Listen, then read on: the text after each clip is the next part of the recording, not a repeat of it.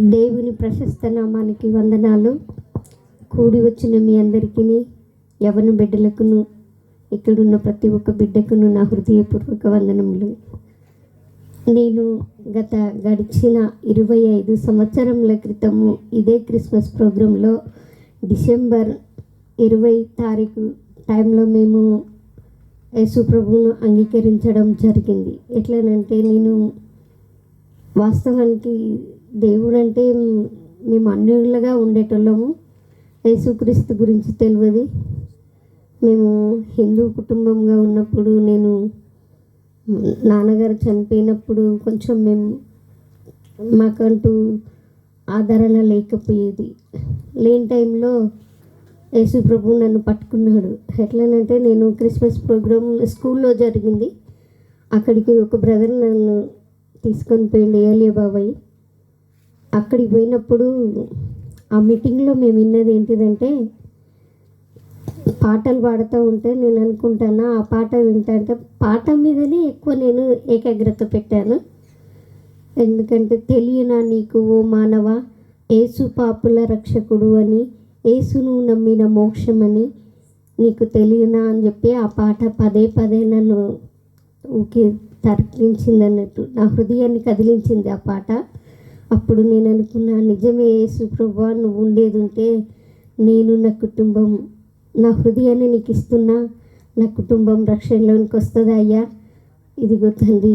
ఇది ఆ టైంలో నేనేమనుకుంటానంటే, అన్న చెప్పిన ప్రార్థన వినే ముందు నేను ఇట్లా శాల్వా కప్పుకొని నన్ను ఎవరైనా చూస్తారో ఏమని నేను చెయ్యి పైకి లేపకుండా చాటుకు పెట్టుకున్నా ఇట్లా. ఎందుకంటే, నన్ను చూసి ఏమనుకుంటారో వీళ్ళు దేవుని నమ్ముకోరు కదా, ఈ అమ్మాయి ఏంది చేయలేపింది అనుకుంటారని నేను సీక్రెట్గా చేయలేపిన. ఆయనను దేవుడు రహస్యం అందున్న దేవుడు కదా. దేవుడు ఆ టైంలో నన్ను చూసి, ఆ రహస్యం అందున్న దేవుడు నన్ను కాపాడిండు. ఆ రాత్రి నేను ఇంటికి వచ్చిన తర్వాత, యేసుప్రభు, మా అమ్మ పరిస్థితి మంచిగా లేదు, మా తమ్ముడు చిన్నవాడయ్యా, మరి నేనైతే ఒంటరిగా ఉన్నాం ప్రభువా, మాకంటూ ఏమీ లేదు అని చెప్పి నేను ఇప్పుడు ప్రభువా దేవా అంటాను. కానీ నాకు అప్పుడు ఆ దేవా ప్రభువా అని కూడా రాకపోయేది. యేసు ప్రభువా, నువ్వు ఉన్నవని నేను నమ్ముతున్నా అని చెప్పి నేను ఎప్పుడైతే ప్రార్థన చేస్తున్నానో, ఆ రోజు రాత్రి నాకు ఒక వైపు ఏమో ఇక మాకెవ్వరు లేరు, మాకెవ్వరు పెట్టరు, ఎవరు దగ్గర తీయరు అని, అసలు చనిపోవాలి అననే బాధ కలిగింది నాకు బాగా. అప్పుడు నేను అనుకున్నప్పుడు రాత్రికి రాత్రే నా జీవితంలో దేవుడు అద్భుతాన్ని చేసిండు. ఎట్లనంటే, ఆ టైంలో ఒకటి ఏమన్నాడంటే, ఇట్లా నేను అనుకుంటాను నా మనసులో, నువ్వు భయపడకు అని దేవుడు మాట్లాడినప్పుడు నేను వెంటనే నాకు మెలకువ వచ్చింది. చనిపోదాం అనుకున్న నాకు భయపడకని మాటిని వస్తుంది ఏంది అని లేచి నేను అటు ఇటు చూసినప్పుడు ఎవరు లేరు. అమ్మ, నేను, తమ్ముడు మాత్రమే ఉన్నాము.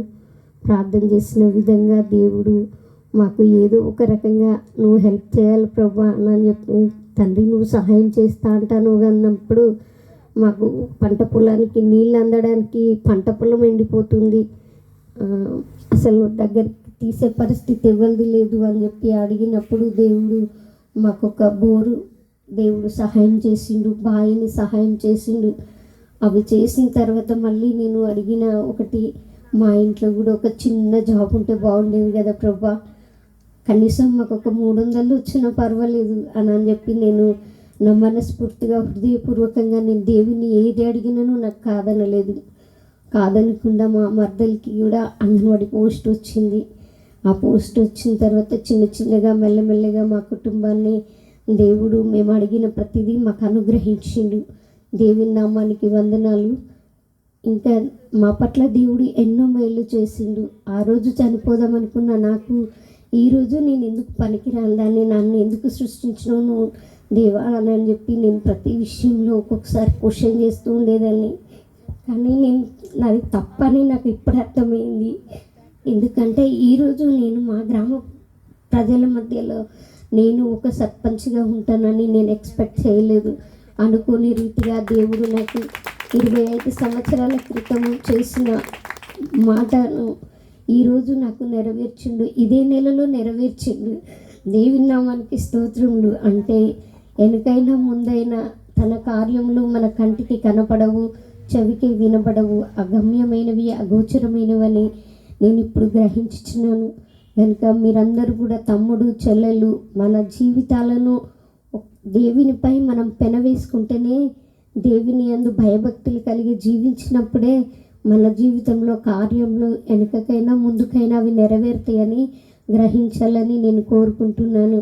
యవన బిడ్డలు, ఒక్కసారి శేష జీవితాన్ని మనం కోల్పోతే, మన సాక్ష్య జీవితం దెబ్బతింటే మనల్ని ఎవ్వరూ దగ్గరికి తీయరు. దయచేసి మీకు చెప్పేది నేను ఒకటే, యవన కాలంలో ఉన్నప్పుడు నిందలు, అవమానాలు, మన నీతి నిమిత్తమై చెడ్డమటలెల్లా పలుకుతారు, అబద్ధ సాక్ష్యములు చెప్తారు.